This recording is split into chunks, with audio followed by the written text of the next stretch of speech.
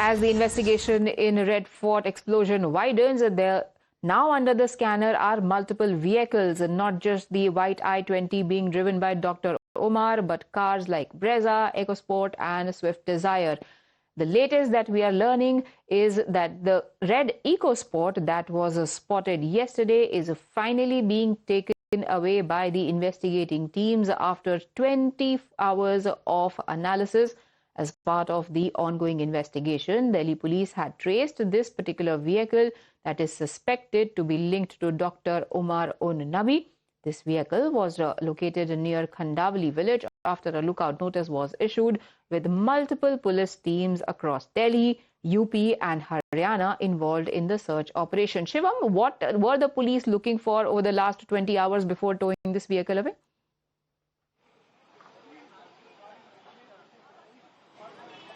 Well, again, as we have mentioned earlier as well, that the investigative authorities are looking into the fact that how many other vehicles, second-hand vehicles, were used as a part of this controversy. Until yesterday, the manhunt was launched for this red Ecosport once the news came in.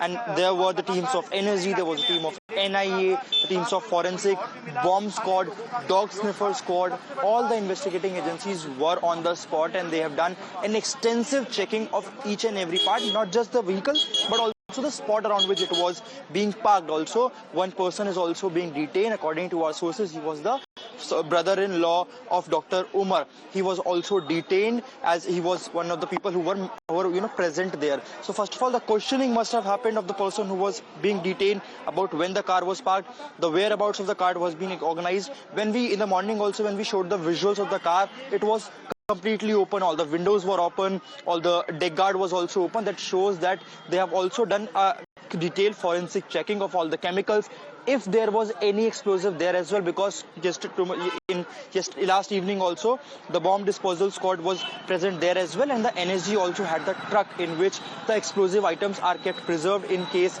they are extracted. So the police was very cautious as they've got the intel that there could be similar cars being used.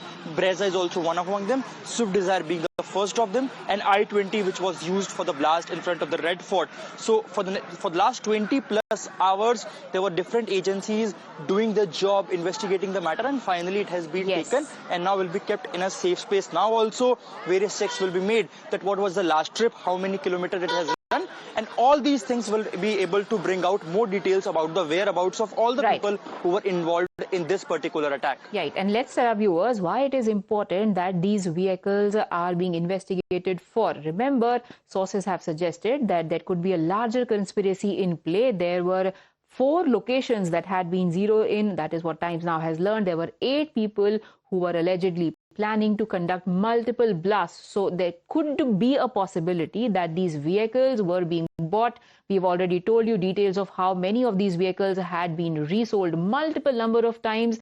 There could be a possibility that they were being prepared for multiple blasts. That is one of the angles that cops are investigating. But what are these 4 cars that are now being looked into?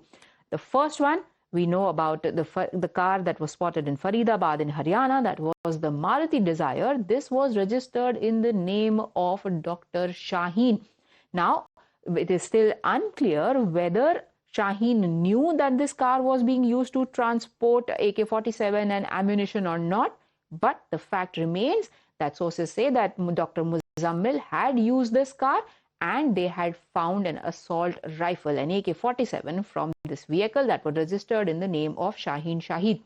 Second vehicle, this we know about this. This is the Hyundai I-20. The HR registration of this car, this has now been spotted not just outside the Red Fort, but also how it moved from Faridabad in Haryana to Delhi, the toll booths that it crossed, how Omar was spotted inside this car trying to hide his identity. This was the car that was used for blast. The Times Now had also learned from its sources that apparently 80 kilograms of explosive, loosely packed though, was being transported in this car. This movement was attributed to panic after the recoveries of explosives, approximately 3,000 kilograms of ammonium nitrate from residents of Muzammil. That led to a panic and the sudden movement of this car. The third vehicle we just spoke about, the red Ecosport. This belongs to mastermind Dr. Umar. You heard the students of Al Falah University saying that his demeanor pretty much suggested that he was a follower of extremist ideology. Sources say that this vehicle could also have been used to ferry bomb-making material. So that brings the tally to 3. And then comes the fourth car, the Maruti Brezza. This car also is registered in the name of Dr. Shaheen Shahid. Times Now has also accessed the RC documents of this particular vehicle. This car was found parked inside the Al Falah University and has been confiscated and is being investigated as well. Now, moving on, there is yet another revelation in the terror conspiracy case, a scoop that points to chilling hub of planning and plotting. Room number 13 inside Al Falah University. It has emerged as a nerve center of a possible major terror plot. Sources tell us that this was the room that was used by accused Dr. Muzammil, the man who also used to live here, where he met other suspects and allegedly used the space to prepare improvised explosive devices. Investigators are now saying that Al Falah University's building number 17 was a meeting point for those who conspired to trigger blasts not just in Delhi but also in other parts like UP. What's even more alarming is that sources are telling us that chemicals meant for university labs were being reportedly sneaked into room number 13 in building number 17 and was used for bomb-making experiments.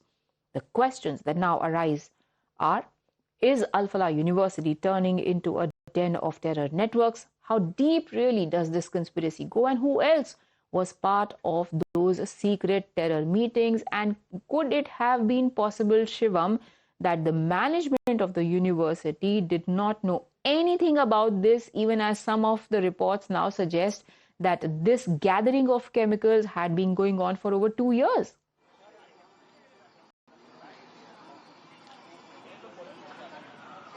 Well, again, it is very difficult to digest the fact that the administration had absolutely no idea about any such activities happening inside the campus. Yesterday, the press statement came out from the university that they have distanced themselves and they were not aware about it.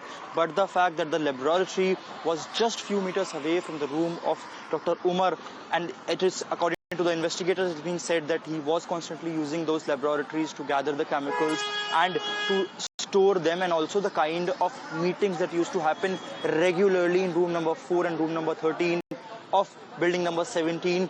All these instances have come out, especially the diary that has the investigate authorities have got, that has also suggested that there was a lot of names being mentioned, the remark of operation being mentioned, and between for 12th of November, there were specific certain things being written on it. So if certain things is happening for a long time, especially the report that we have shown, our correspondents have did from inside, the students have also said that it was a normal culture of them putting out the statements, making all these kind of, radical statements.